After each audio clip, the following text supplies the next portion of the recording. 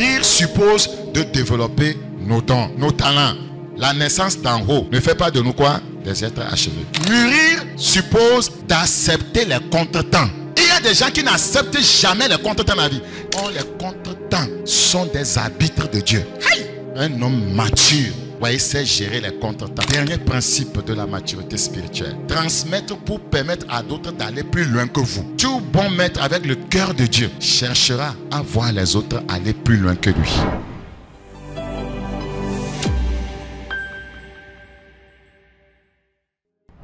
Sixième principe. Mûrir suppose de développer nos dons.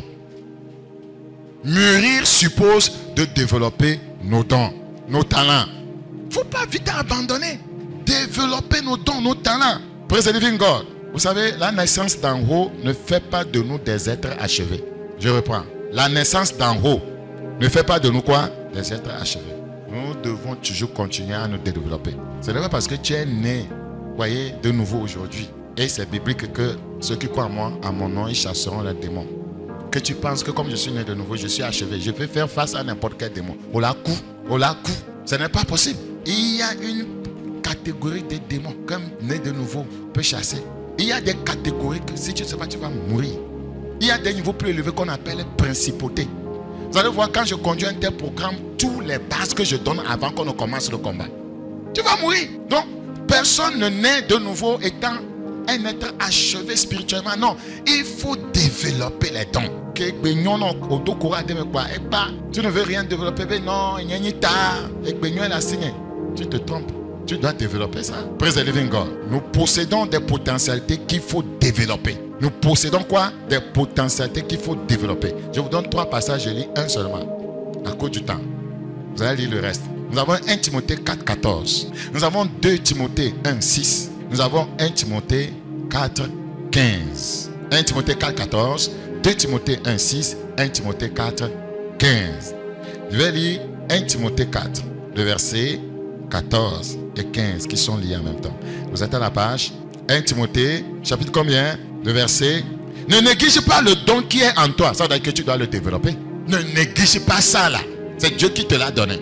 Et qui t'a été donné par prophétie avec l'impulsion des mains de l'Assemblée des anciens. Occupe-toi de ces choses. Donne-toi tout entier à elle. C'est ça, se développer, croître, mûrir. Donne-toi tout entier à une colo de sorte de coson n'est plus bon là. Et tu feras de grands progrès. C'est un amen qui n'est pas sorti. 7. Mûrir suppose de développer notre caractère. C'est un principe. Les 9 principes que je donne, non, monsieur, il y a mûrir pédo. Et nous, il réfléchit. Au téchin de pépé. Au téchin de pépé. Et nous, on a été gâtés. Parce que nous, pépé qui aiment l'alignement, les mains au benoît. Voyez, il faut développer notre caractère. Les jeunes femmes, on en a besoin. Les jeunes hommes, on en a besoin. Vous allez arriver à l'âge adulte, vous allez vous marier. Le mariage, c'est le caractère. Sinon, matin, on 2 jours le foyer. Voilà pour tout. Mais caractère, c'est la vérité. Il faut développer notre caractère. C'est important sur le plan professionnel. Tu as des diplômes et tu vas pour chercher du boulot quelque part. Avec un mauvais caractère, qu'est-ce qu'on va faire de toi? On va te renvoyer. On va te renvoyer. Vous savez, il y a des gens qui traînent. Ils n'ont pas du boulot, ce n'est pas qu'ils ne sont pas intelligents, mais ils ont un mauvais caractère. Ils ne savent pas comment on honore les gens, comment on salue les grands. Il va y rencontrer un chef. Chef! Ça ne va pas chez toi, quoi. Ou bien c'est lui qui tend premièrement la main. Chef! On me salue comme ça, c'est le chef qui tend la main. Tu es en train de chercher la faveur. Hein? Tu es en train de... C'est pourquoi, quand tu vois un chef, hein, ne t'approche pas. Et à mon kokuna, mais quand on a un vito maintenant, on dit on a un peu à l'écart. Et puis tu l'as séduit. Ah, devine cœur. C'est bon ça. Un petit, ça va? Ah, ça va, chef. Amodo l'a noté. Ah, chef. Ah, ça va, hein? Mûrir suppose de développer notre caractère. Ici, il s'agit de devenir comme la sagesse que nous voulons acquérir. Devenir comme la sagesse que nous voulons acquérir. On nous a donné les caractéristiques de cette sagesse dans Jacques 3, 17. Jacques chapitre 3. Jacques 3, le verset 17. La maturité spirituelle, c'est la croissance en sagesse. Jacques chapitre 3, le verset 17. La Bible dit, la sagesse d'en haut est premièrement pure. C'est ça le caractère que tu dois développer. Développer un caractère pur. Ensuite, pacifique. Tu dois avoir un caractère pacifique, de paix, modéré, conciliant, plein de miséricorde. Il faut développer ce caractère-là. C'est important pour le mariage. Et de bons fruits. Exemple de duplicité. Et tu là, on recevait des vignes ou les vierges, on en voit.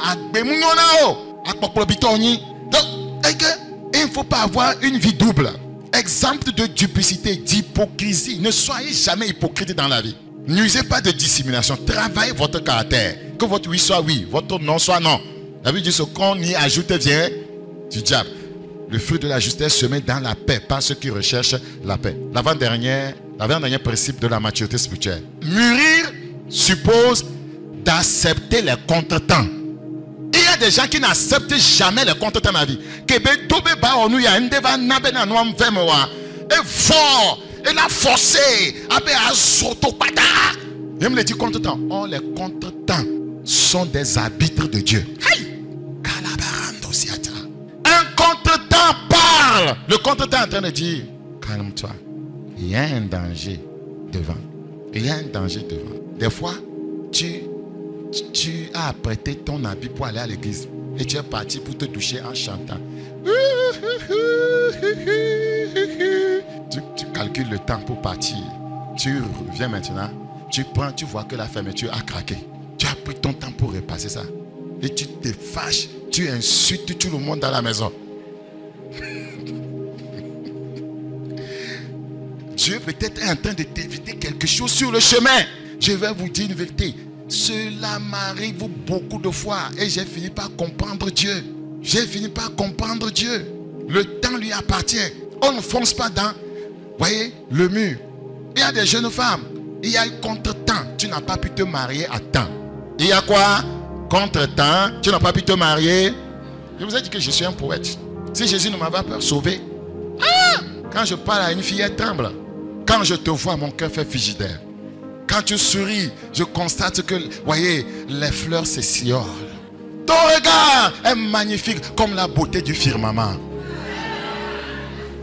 Alléluia. Praise the living God. Contretemps. Il s'agit de façon plus générale de rompre avec la culture actuelle de l'instantanéité. Et nous, on a fait mes écarts. Et nous, on a fait mes écarts. Même pas mes écarts. Tu carres la joie. Tu carres la joie. Vous êtes un bébé. Vous êtes un bébé. Il faut. Quelqu'un qui est mature, c'est gérer les contretemps. Vous avez rendez-vous avec quelqu'un. Voyez, vous avez dit à 16h. Il est 16h30. Il n'arrive pas. Vous dites que plus jamais, toi et moi, on ne fera affaire. Or, il venait. Peut-être Dieu l'a empêché pour le protéger de quelque chose. Toi, tu t'énerves ici. Or, ce n'est pas son péché à lui. Et tu perds cette relation qui allait changer carrément ta vie. Quand on n'est pas mature, on n'a pas Galates 5, 22. La maîtrise de soi. Un homme mature, voyez, sait gérer les contretemps. Mûrir suppose d'accepter les contretemps. Habakkuk 2, 3. Habakkuk chapitre 2, le verset 3. Habakkuk 2, 3. Beaucoup rétrogradent, abandonnent Dieu à cause des contretemps dans la réalisation de leur objectif de la vie. À cause des contretemps pour se marier, contretemps pour trouver du boulot, contretemps pour avoir un enfant, contretemps pour être épanoui. On abandonne Dieu, on rétrograde. Or, le Seigneur dit dans Habakkuk 2, ça montre que ces gens ne sont pas matures. Habakkuk 2, 3. Car c'est une prophétie dont le temps est déjà fixé. Elle marche vers son terme et elle ne mentira pas. Si elle tarde, attends-la. Quand elle s'accomplira certainement. Si elle tarde, contre-temps, attends. La dernière chose que je vous dis, le dernier principe de la maturité spirituelle. La maturité spirituelle suppose de transmettre.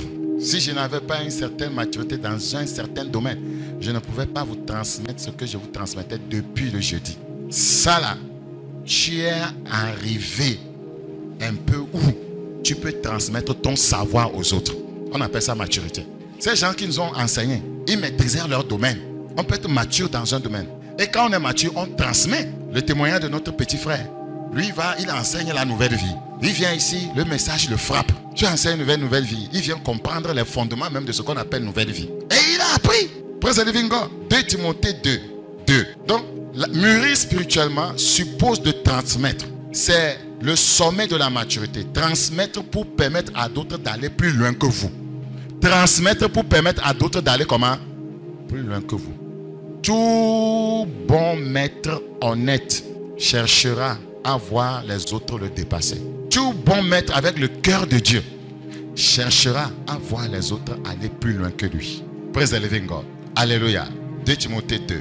Nous allons lire ce passage avant de nous arrêter. 2 Timothée 2, le verset 2. 2 Timothée 2, 2. 2 Timothée 2, 2.